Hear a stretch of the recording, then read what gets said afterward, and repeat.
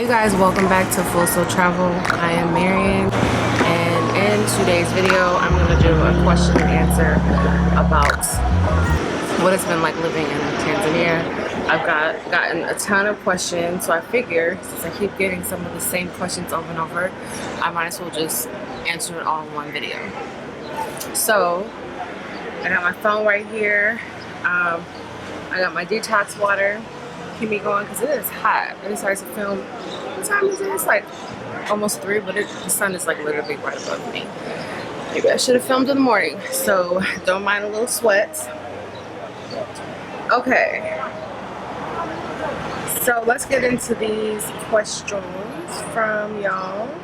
Okay, so one of the first questions that I get asked often is, have I moved to Tanzania? I'm currently here on my balcony. There's the Indian Ocean right there. I'm here in Tanzania. I've moved here, but is it a permanent move? I'm not sure. I am only on a tourist visa, so I have about a year to decide whether I want to make this more permanent visa, whether I want to make start a business, get a business visa. So yeah, I am currently dating Tanzania, so we'll have to see how he treats me. That's just how I'm looking at it. So yes, I'm here, but is it permanent? I don't know. We'll see. Cheers. Okay. Next question. I get this question asked a lot, y'all. Am I single? Do you see anybody else next to me? Yes, I am single, and I am open to meeting a kind-hearted man.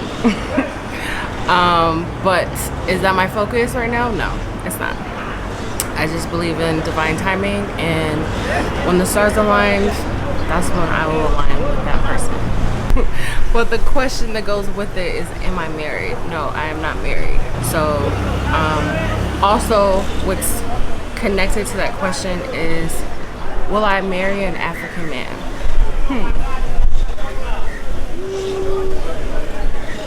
I have no idea. I don't know who I'm gonna meet, if he's gonna be African, if he's gonna be American, if he's gonna be Haitian, Indian, Puerto Rican, Jamaican, Nigerian, I don't know.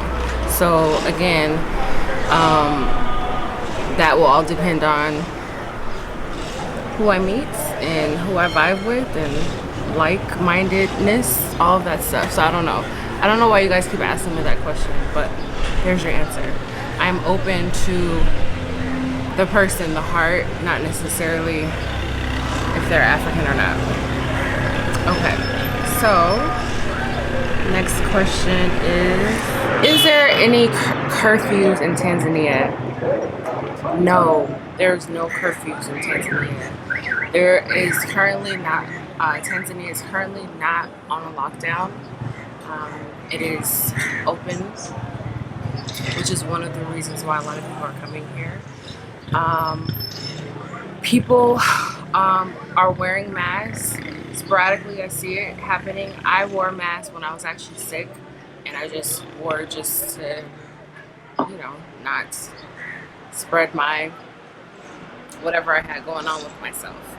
I see more mask wearing in where I live. I live in Mississani, and Misaki is like right there, so I see a lot of mask wearing in that area. And also Miko Cheney, I see a lot of mask wearing in those areas. But for the most part, most people are not wearing masks here. So yes. Next question. Oh, I get a question about housing, how I found my house. I did a video on that, and what the whole process was. I would say in the beginning, I was working with Dalalis, which that is the common way to find a house here. Yeah, that is the common way to find a house here. The Dalali is the realtor, and he works with the landlord. You end up going around, he shows you houses. You do have to pay him a fee. He or she, I haven't met a female Dalali. You do have to pay a fee, and then when you decide to book the place, you do have to pay 1 month's rent towards to the Dalali for the service. I end up finding Gloria. I will link the video She is a realtor. She works a little differently. She gets directly paid from the landlord, and she doesn't charge fees to the clients. So I didn't have to pay 1 month rent towards her. She got paid on that end. So that's how I found my place. I would say the other places that I saw, they were okay, but I like the places that Gloria showed me, even though now I'm currently I actually been having some issues with my place, but I'm finding out that that's very common. Um, it's just because I'm used to a certain standard coming from where I come. It's kind of hard to turn that off. So, yeah, I have worked with Gloria, and I will leave her info, the video, up above. Okay, so the next question I get asked: how do you deal with your money here? So when I first got here, I was just depositing. Oh, sorry. When I first got here, I was just withdrawing money from the ATMs here. That was very costly because there's a lot of service fees, ATM fees on this end. I would say I was spending between like 7, 11. I think the highest was like $15 per withdrawal. So that is very, very high just to get a little money out. So I was talking with a repat here, and she told me about World Remits, and ever since then it changed my life. Especially because around the time when I was going to book my place, you have to pay. I paid 6 months up in advance. So even if you wanted to get it from the ATM, they only allow you like $100 and something to pull out. I think it's like 400,000 that you can pull out at a time. So that would take a lot of fees and a lot of different ATMs to get the money that you need for 400 for 6 months worth of rent. So I ended up downloading World Remit. I have the link in below. I love it. I use it literally every single day. There's a referral link.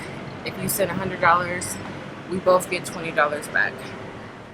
Sounds like a win-win. If you're coming here, you're gonna need it, and I feel like if you're coming to any other African countries, let me see. I'm just gonna pull up World Remit right now because it has a list of countries that you can send money to.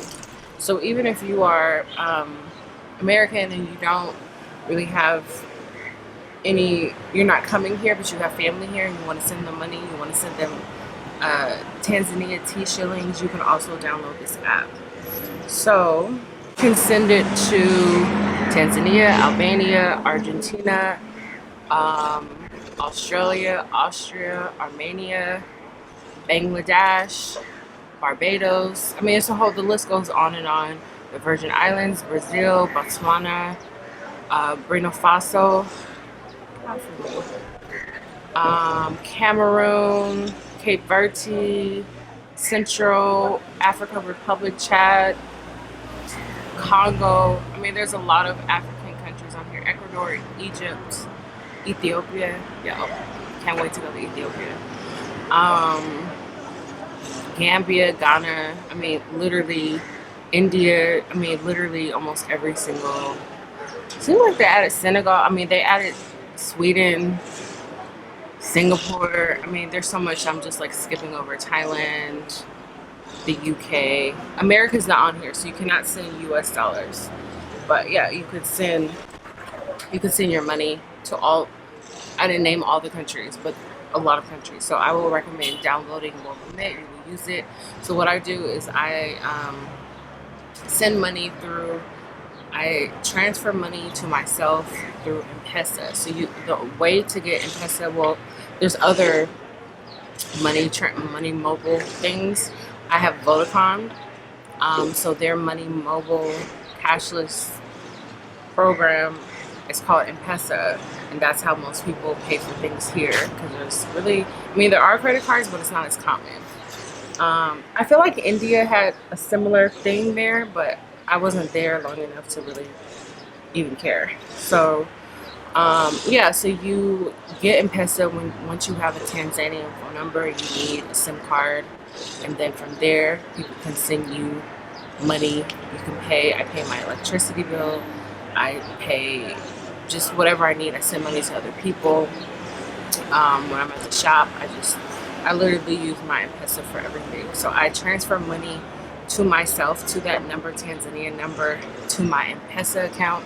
It shows up within 5 minutes, and I get a text message from Will Remit and also from M-Pesa saying that Marian transferred X amount of money to your account. And then when I look on my M-Pesa account, I see the money is there. It is everything, literally. So yeah, download Will Remit, use the link below. Yeah. How am I liking Africa and Tanzania so far? I would say I'm enjoying myself. I mean, I am accomplishing my main goals, which is working on myself, my health, losing weight, like enjoying this beautiful African sun. I am getting to learn the language, though I have not mastered it. I really need to focus more energy on learning it. I have met a lot of locals. I have met a lot of repats here. There's a big community of repats here. I just like how different it is from where I'm from, and also I just love the fact that it's all Africans. I mean, I love waking up and looking across the street and just seeing other people who look like me. I love that. It fills me up. So I'm enjoying myself. I've gotten over the challenges, and I've really learned to kind of let things go and just really take things for what it is. So Tanzania is a great country. All right. Did I move to Tanzania by myself? I don't know. What is that? It's like a beautiful red little fly. Yes, I moved here by my lonesome. I moved here alone. I am a world traveler, and I have no fear about going anywhere by myself. I am single. I don't have any children. I wasn't gonna recruit my siblings to come join me or ask a friend. I just did it. I wanted to do it. I wanted a different life experience. I wanted to change the trajectory of my life. So I took, life by the lapels and, did my thing. So I'm here. I manifested being here. So yes, I came by myself, and I feel like for single women, single men, come. Don't be afraid to live your own life. Don't wait for other people. And there are lots of people who are moving here with their family units, which I think is so beautiful. Like, if I had a family and I was back in the States, guess what? We would be here too. So I think it's beautiful. Single, partnered, with children, without children, whatever. Just come if you want to come. It's your life. You gotta live it for yourself. So yeah, I came by myself. Okay, am I learning Swahili?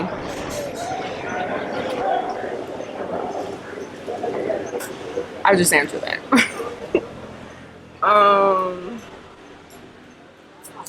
Oh, okay. So you guys know that I do a lot of food vlogs, I guess. But I do a lot of shopping vlogs, and a couple of my videos. One of them was like buying fruit from the street, and I was by myself. I wasn't with the local. And in that video, I got so many comments about you're being overcharged, they're ripping you off, you need to learn the language so you don't be overcharged. And people have asked me, how do I feel about that? Do I get upset about it? Honestly, I don't get upset about it. I knew in that particular situation that I was going to be overcharged. One, because of the location that I was in. Two, because I don't know the language, even though the guy spoke English, and I had my camera out and I was filming. So I honestly didn't even want to buy fruit from him, but I just felt like, let me just buy a couple things because I am filming his fruit stand. So in that sense, I was not mad about that. I didn't feel any type of way about it at all. I cut out the part. I had a part in the clip that I was like, you're expensive, because I knew that he was expensive. For the watermelon, I think he was charging me $7,000. I got it down to like $6,000. Over here where I live, I usually pay 4,000 for a watermelon, so 2 shillings. And yes, I've been in other situations where I have been overcharged, or feeling like someone is looking at me like a money bag. I guess I look like one, I don't know. Those instances in the beginning, they did irritate me, I'm not gonna lie, but you know, there's karma. It's like, treat people how you want to be treated. That's just how I look at it. And at the end of the day, we're talking about like cents or a few dollars. It would be different if I was scammed out of hundreds or thousands of dollars. Yes, I would be upset. But we're talking about like dollars. So why should I waste my energy, especially when I don't know the language, to argue? And I feel like that's a normal thing that happens when you travel. When you're new to a place, people they see an opportunity, they're gonna take it. So it's gonna happen anywhere you go in the world if you don't know what the local rates are, if you don't know the language, if you don't know the customs. And once you learn, then you can be like, nah, that's not how much it costs. You can negotiate. A lot of the times in my videos that I've shown you guys, I'm usually with someone else and they do the negotiations. I will try to show more videos of like me by myself, buying stuff and me doing the negotiations, because I have done them, I just haven't filmed and shown you guys. So, okay, next question.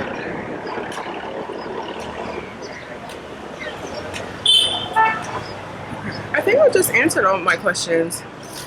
Oh, one of the questions I overlooked was someone asked about, is it easy to find a driver? How is that experience? What are the pros and cons?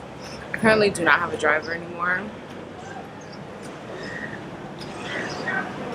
Yes, so I think that at least the person that I was working with, I met him through Boat. He was cool, he spoke English, and we vibed, and that happened. But I think that you can either get referred to someone who is working with someone who is charging fair rates, or Uber. Uber does, you can hire an Uber driver by the hour. It's 10,000 shillings per hour. And yeah, I think that if I had multiple places to go, I would probably do that. But I did like the person that I was working with, in the sense of he was very helpful.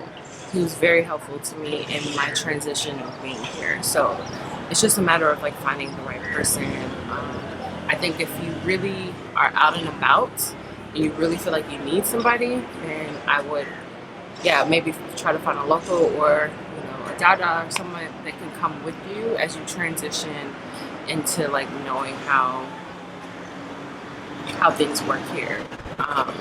But I have a few friends here that take me to places, and if I have to go somewhere, I just call Uber or Bolt. Now I'm mainly be doing like the tuk-tuks, just because like it's open air, you get the breeze, because it'd be so hot out here. So yeah, I hope that you guys enjoyed this video. If you have any more questions about my transition here to Tanzania, please leave it below. And if you enjoy this content, please go ahead and subscribe, y'all. Like, share with your friends. And like I always say, let's meet in the comment section. I answer everyone's questions. I really enjoyed the energy from you guys. You guys were just so warm, encouraging, welcoming, loving. I really, really, really appreciate sharing this journey with you. So peace and love. See you next time.